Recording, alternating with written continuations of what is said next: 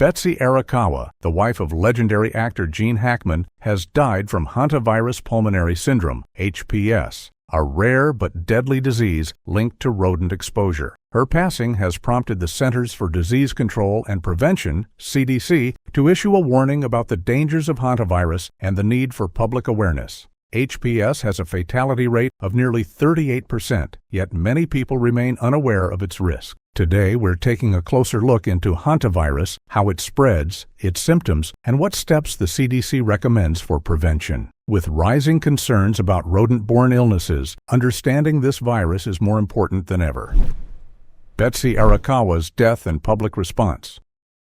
Betsy Arakawa was best known as the wife of Gene Hackman, the two having been married for over 3 decades. A former pianist and businesswoman, she largely stayed out of the public eye, but her sudden death has brought attention to a disease that many had never heard of before. According to reports, Arakawa developed symptoms consistent with Hantavirus Pulmonary Syndrome, a severe respiratory illness caused by exposure to rodent droppings, urine, or saliva. Her death has sparked concerns about the potential dangers of hantavirus, especially in rural or semi-rural areas where rodent populations are more common. Public reaction has been a mix of shock and confusion, as many are unfamiliar with the virus and its transmission. The CDC's warning following her passing has intensified discussions about rodent control, home safety, and the importance of recognizing early symptoms of the disease. Gene Hackman has not made a public statement about his wife's passing, but the tragedy has put a spotlight on a virus that, while rare, carries a high fatality rate.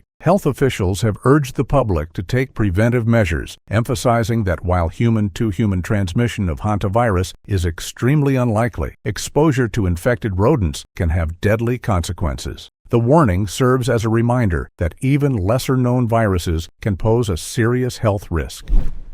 What is hantavirus? Hantavirus refers to a group of viruses primarily spread by rodents, with different strains found in various parts of the world. In the United States, the most concerning strain is the one that causes Hantavirus Pulmonary Syndrome, a severe respiratory illness. The virus is not transmitted from person to person, but instead spreads when people come into contact with rodent droppings, urine, or saliva. Inhalation of airborne particles containing the virus is the most common way people become infected. Hantavirus infections are rare but extremely dangerous. The first known cases of Hantavirus Pulmonary Syndrome in the U.S. were identified in 1993, when an outbreak in the Four Corners region led to multiple fatalities. Since then, cases have been reported across the country, though the majority occur in rural areas where rodent populations thrive. The virus has an incubation period of 1 to 8 weeks, making it difficult to identify early, as initial symptoms resemble the flu. Scientists believe the virus has been present in rodents for centuries, but human infections remain uncommon due to the specific conditions required for transmission.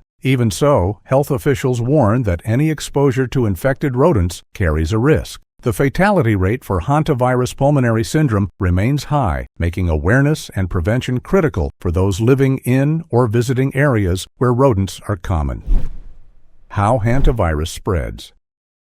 Hantavirus is primarily transmitted to humans through exposure to infected rodents or their droppings, urine, and saliva. The most common way people become infected is by inhaling airborne particles contaminated with the virus. This often happens when rodent waste is disturbed, such as during cleaning or construction work in areas where rodents have been present. The virus can also spread through direct contact with contaminated materials or, in rare cases, through bites from infected rodents. The rodents most commonly linked to hantavirus in the United States are deer mice, cotton rats, rice rats, and white-footed mice. These animals are often found in rural or wooded areas, as well as in barns, sheds, and vacant buildings. Because rodents can squeeze through small gaps and holes, they may enter homes or other structures without being noticed. Once inside, they can leave behind contaminated droppings and urine, increasing the risk of exposure. Unlike many other viruses, hantavirus does not spread from person to person in the United States. Some strains found in South America have shown limited human-to-human transmission, but no such cases have been recorded in North America.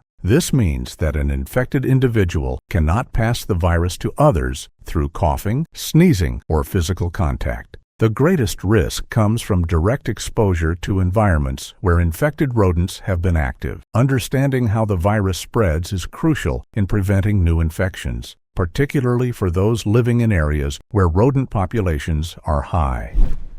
Symptoms and severity of hantavirus pulmonary syndrome.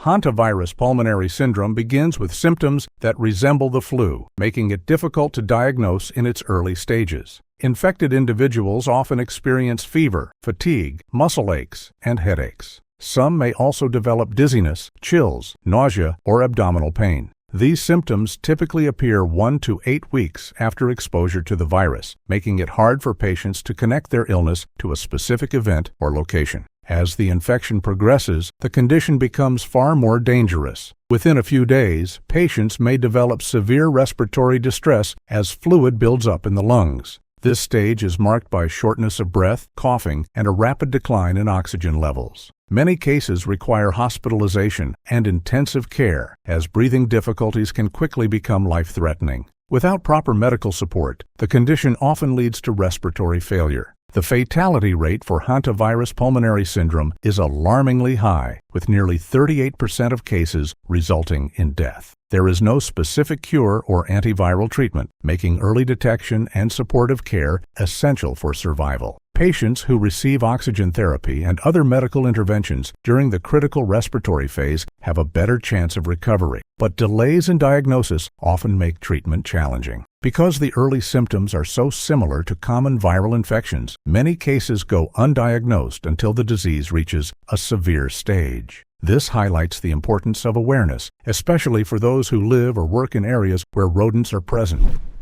Diagnosing and treating hantavirus infections.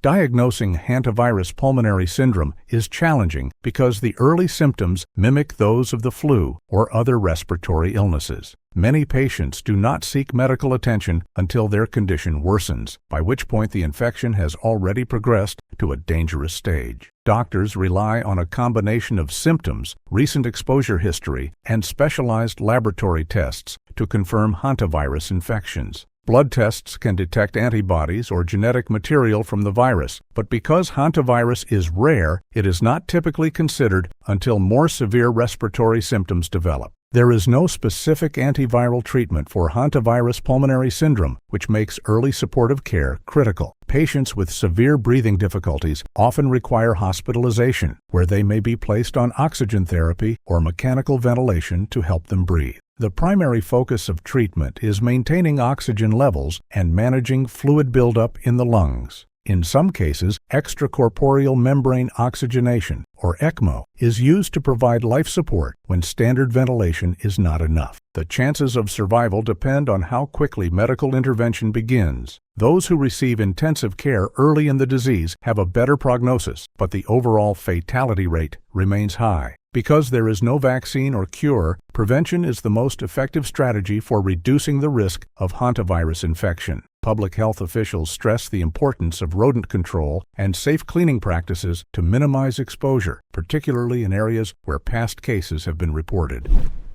The CDC's Warning and Public Health Response.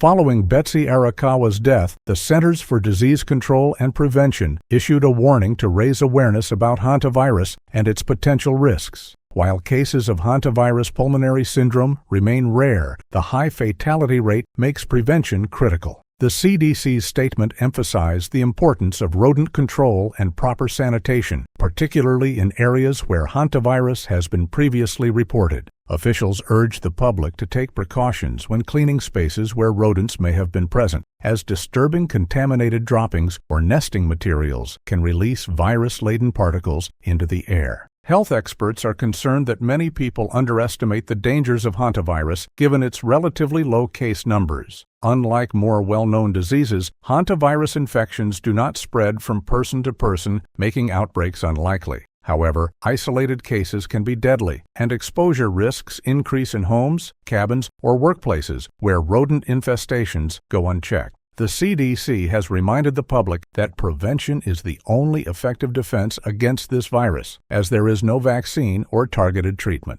In addition to public awareness efforts, health agencies continue to monitor rodent populations and track new hantavirus cases across the country. Researchers are studying how environmental changes, such as rising temperatures and shifting habitats, may affect rodent populations and the potential spread of the virus. While hantavirus remains uncommon, the CDC's warning serves as a reminder that rare infections can still pose significant health risks, especially for those who are unaware of how the virus is transmitted. Preventing hantavirus exposure. With no vaccine or specific treatment available for hantavirus pulmonary syndrome, prevention remains the most effective way to reduce the risk of infection. The CDC has outlined several measures to help individuals protect themselves, particularly in areas where rodent activity is common. The primary focus is on eliminating opportunities for human contact with rodent waste, as this is the main way the virus spreads. Sealing homes and other structures is one of the best ways to keep rodents out. Small cracks, holes, and gaps should be repaired to prevent mice and rats from entering. Food storage also plays a crucial role, as rodents are drawn to accessible food sources. Keeping food in sealed containers and regularly disposing of garbage can make a home less inviting to these animals. Traps and rodenticides can help control populations, but they should be used with caution to avoid accidental exposure to pets or children. Cleaning practices are equally important when it comes to preventing infection. Sweeping or vacuuming rodent droppings can stir virus particles into the air, increasing the risk of inhalation. Instead, health officials recommend wetting down contaminated areas with disinfectant before carefully wiping them away with disposable materials. Wearing gloves and masks while cleaning in areas where rodents may have been present can further reduce the chance of exposure. These simple precautions can significantly lower the risk of infection, particularly for those who live in rural areas or spend time in outdoor environments where rodent populations thrive. Now it's time to hear from you. Are you worried about the hantavirus? Let us know in the comment section below.